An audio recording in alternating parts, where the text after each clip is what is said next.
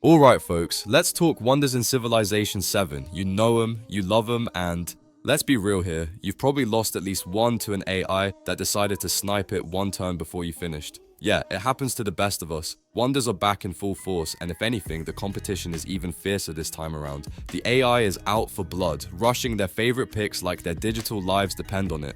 But don't worry, we're here to help you navigate the chaos and figure out which wonders are actually worth your time.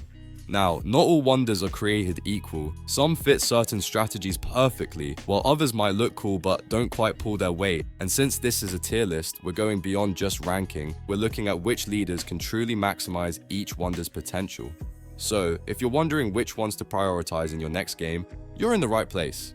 Let's break it all down. I'm quickly moving on to the video and I'm ranking wonders in Civilization 7. Before we start, if you enjoy these types of tier list videos, don't forget to like the video and subscribe. Enjoy watching.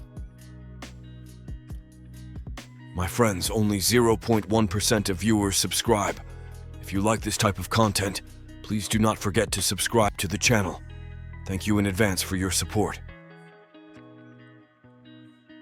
The wonders in this tier are, in order from top left to bottom right, Angkor Wat, Mundo Perdido, Oracle, and Sanchi. Alright, listen up, because we're about to talk about some wonders in Civilization 7 that, well, let's just say they're fine. Not amazing, not game-changing, but they exist. You might build them, you might not.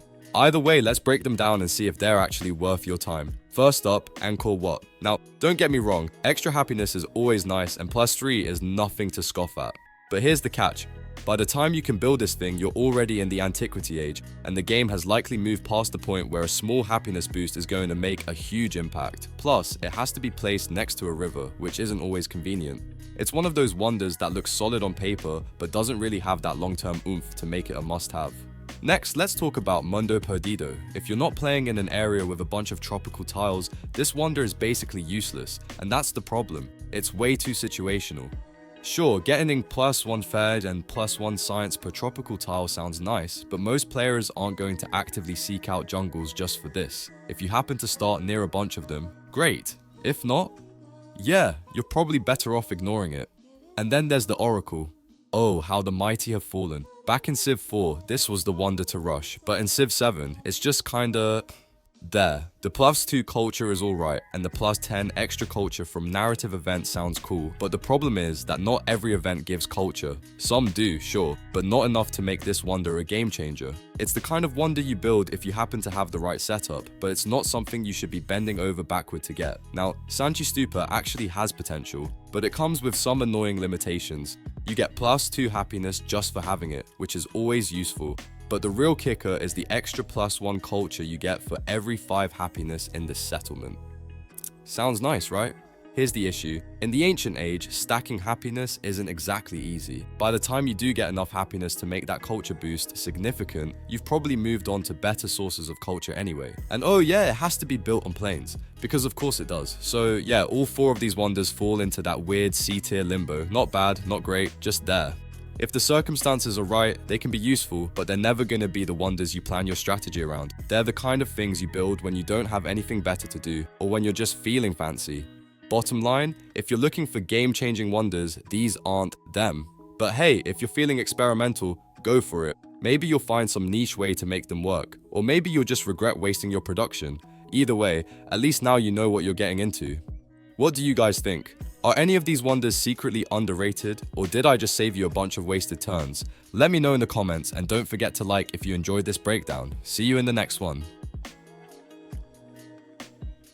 The wonders in this tier are, in order from top left to bottom right, Emil Bell, Great Stele, Haamonga and Amaui, Colosseum, Monk's Mound, Petra, and Pyramids. Oh, now here's where things get interesting. We're diving into the B-tier wonders of Civilization 7, the ones that aren't absolute game changers, but can still pack a punch in the right hands. These wonders are a bit like that one friend who isn't the life of the party, but always brings great snacks, situational, yet undeniably valuable when used correctly. So, let's break them down and see which ones deserve a place in your empire.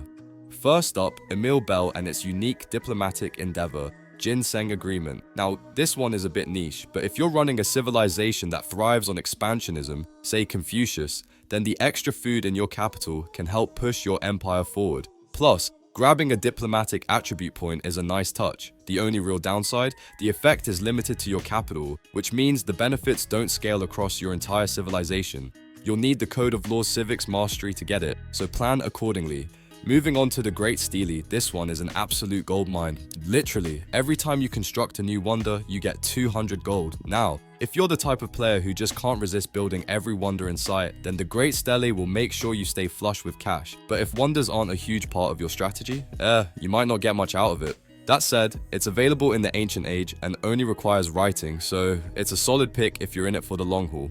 Alright, let's talk about the Hayamonga Amawi. This one's for all my coastal empire lovers out there. It gives you a base +2 culture and bonuses to fishing boats, +1 culture and +1 food per tile. That's pretty nice if you're setting up shop near the water, but the placement restrictions can be a pain. It has to be next to a coast tile and within a grassland or tropical tile, which means if your empire is all mountains and deserts, you can forget about it. But if you're aiming for a culture-based strategy, it's a worthy pick. Now, who doesn't love the Colosseum? Aside from being an absolute flex in any city, this Antiquity Age wonder gives you +3 culture and +2 happiness on all quarters in its settlement. That happiness boost can be pretty clutch, making it a solid pick for large cities with multiple districts. Plus, let's be real, having a giant Colosseum in your empire just feels good. It needs to be built next to a district, so placement is something to consider, but overall, a pretty strong wonder. Then there's Monk's Mound, which gives you +3 food and +4 resource capacity in its settlement. Now, that resource capacity bonus, super underrated. Expanding your resource capacity outside the capital can be a real headache, so having a wonder that helps with that is a big deal. The downside, it requires the Commerce Civic, which is unlocked late in the Ancient Age, so depending on how your game is going, you might have better things to focus on. Still, if you're looking for long-term resource management, this is a sleeper hit. Petra, the dream wonder for desert civilizations and an absolute letdown for everyone else. It provides +2 gold and +1 production on all desert tiles. That's huge if your capital is in the middle of the sand dunes, but if not, it's just not going to do much for you. You'll need Code of Laws to unlock it, so keep an eye out if you're playing a CV that thrives in arid conditions, otherwise it's a pass. And finally, we've got the pyramids, because what's a civilization game without them? These bad boys give you +1 gold and +1 production for all minor and navigable river tiles in their settlement. Now, if you've got a city surrounded by rivers, this can stack up fast. Otherwise, you might have to plan a city specifically around them, which isn't always ideal. Luckily, they only require masonry and early tech, so they're easy to pick up if you see the opportunity. So, what's the verdict? The B-tier wonders are all about context. If they fit your game plan, they'll deliver some fantastic bonuses, but if not, they might just be wasted effort. Keep an eye on your terrain, your CIV strengths, and your victory goals, and you'll know exactly which of these to grab. The wonders in this tier are, in order from top left to bottom right: Colossus, Der Sharukin, Jajakin, Hanging Gardens, Mausoleum of Theodoric, Nalanda, and Pyramid of the Sun. Alright, let's talk about some of the best wonders you can get in Civilization 7. Now listen, if you're like me, you know the thrill of locking down a wonder before your rivals can snatch it away. There's just something about seeing that grand structure rise in your city that makes your empire feel legendary. But not all wonders are created equal. And today, we're diving into the A-tier ones, the ones that are almost game changers but just shy of absolute domination. First up, Colossus. Now, this one's a bit of a slow burn. It shows up near the end of the Antiquity Age, so you might think, do I really need this? The answer? Yeah, you probably do. Extra gold, resource capacity, and an economic attribute point make this a powerhouse for anyone playing the long game. If you're eyeing the Silk Road's legacy path, this is practically a must-have. Then there's Der Sharukin, which, besides sounding like an ultimate move from a fighting game, is actually a fortified district. This means 3 ancient walls on that tile, which is a lifesaver, especially in the early game when independent cities and aggressive neighbors are all over the place. But the real kicker, +3 combat strength in every district of your settlement. If barbarians or a militaristic civ are breathing down your neck, this can turn the tide real quick. Speaking of game changing, let's talk about the Hanging Gardens. This ancient age wonder is all about growth, literally. Every farm in the city gets +1 food, which is nice, but the real magic? +10% growth rate across all cities. Yeah, all of them. If you're trying to expand your empire fast and keep up with population demands, you'll want to build this the moment you unlock irrigation. Now, for my warlords out there, Mausoleum of Theodoric. This thing is brutal. +3 production, +1 military attribute point, and doubled yields and HP restoration from pillaging. If you're going full conquest mode, this is mandatory. The problem? The AI seems to love this one just as much as we do, so if you want it, you better make a beeline for skilled trade raids before the computer grabs it first. If science is your thing, then Nalanda is calling your name. +3 Sergeant, Science, a scientific attribute point, and more importantly, +1 Codex and +2 Codex slots. If you're going after the Great Library legacy path, this is non-negotiable. The tricky part, you'll need literacy to build it, so don't slack on your research. And then there's the Pyramid of the Sun, which honestly outshines the regular pyramids in this game. It's all about culture, +3 culture baseline and +2 culture for every quarter in the settlement. That adds up fast. The only real downside is that it's unlocked at the tail end of the ancient age with mathematics, so you've got a tight window to secure it. So there you have it, some of the best A-tier wonders in Civ 7. These might not be game-breaking, but they're definitely the kind of wonders that can make a huge difference in the right hands. Which of these are you gunning for in your next playthrough? Let me know.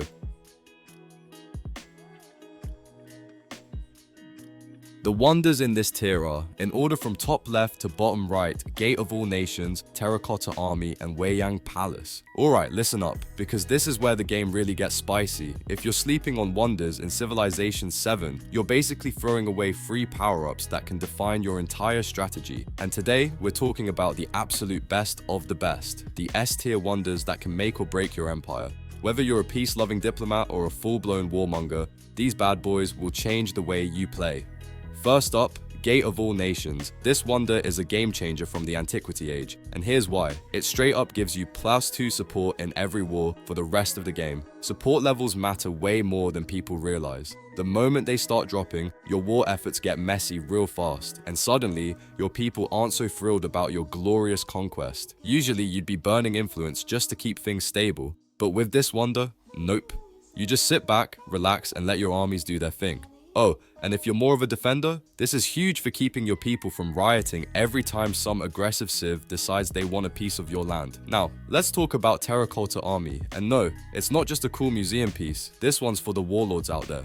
The biggest perk? You get a free army commander, and that might not sound crazy at first, but here's the deal. Army commanders revive after being defeated. They also cost a ton of resources to train, so getting one for free is already a big win. But the real kicker? A juicy +25% army experience. Since commanders are the only units in Civ 7 that actually gain EXP, this is massive. More EXP means stronger abilities, better settlement yields, and overall dominance in combat. Just make sure you've got the Tactics Civic, or you'll miss out on the chance to build this absolute beast of a wonder. But hey, maybe you're not all about war.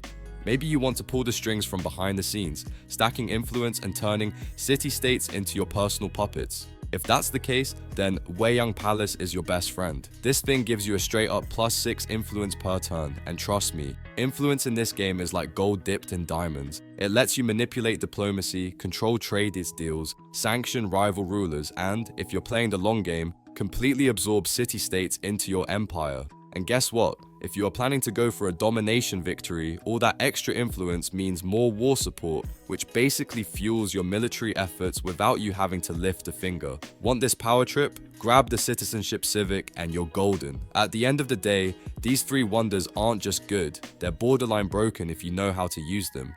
Gate of All Nations keeps your wars sustainable, Terracotta Army turns your commanders into unstoppable war machines, and Weiyang Palace lets you run the world without ever firing a shot. So whether you're here to conquer or control, these wonders are the keys to victory. And that's it for the S-tier wonders. Let me know in the comments which one's your favorite, or if you think another wonder deserves a spot up here.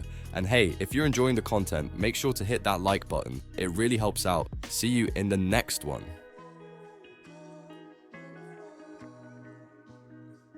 The video ends here. See you in another video. Don't forget to subscribe.